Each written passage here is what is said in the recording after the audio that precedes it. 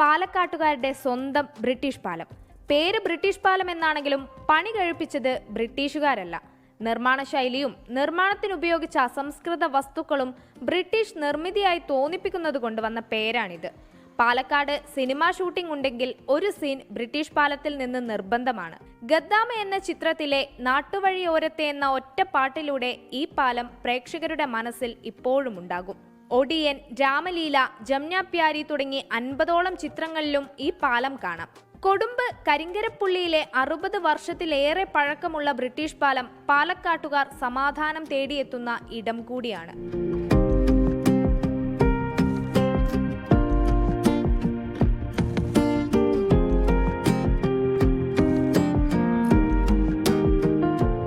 വളരെ ബ്യൂട്ടിഫുൾ അറ്റ്മോസ്ഫിയറാണ്. നല്ല കാറ്റ്, ഈ കനാലിൽ കൂടെ വെള്ളം പോകുന്ന ഒരു സൈഡിൽ പുഴ. അക്വാഡക്റ്റിനെ പറ്റി അറിയാലോ. അക്വാഡക്റ്റ് കനാലിൽ കൂടെ വന്നിട്ട് പുഴയുടെ മേലെ കൂടെ ക്രോസ് ചെയ്യണം. അത് കാരണം കൊണ്ട് it's a beautiful site. So many people come here.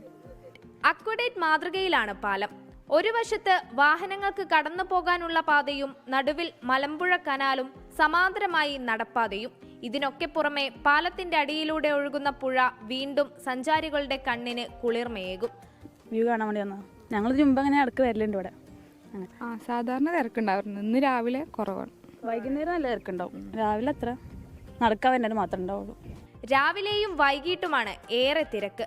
സൂര്യോദയവും അസ്തമയവും കാണാൻ സഞ്ചാരികൾക്ക് പുറമെ മോർണിംഗ് വാക്ക് തൊട്ട് സൈക്കിൾ റണ്ണിനു വരെ നിരവധി പാലക്കാട്ടുകാർ കൂടി ഇവിടെ എത്താറുണ്ട്. പ്രായവ്യത്യാസമില്ലാതെ ഒറ്റ വാക്കിൽ അവർക്ക് ഉത്തരമുണ്ട്: ബ്രിട്ടീഷ് പാലം സൂപ്പറാണ്. നന്നായിട്ടുണ്ട്. സൂര്യൻ ഇങ്ങനെ ഉദിച്ചെന്നൊക്കെ കാണാറുണ്ട്. നല്ല രസമല്ലേ? തിരക്കുണ്ടാവാറുണ്ടോ സൈക്കിൾ ഓടിച്ചു പോകുമ്പോൾ ഇവിടെ? ചില സമയത്ത് തിരക്കുണ്ടാവും, ചില സമയത്ത് ഇല്ലല്ലേ.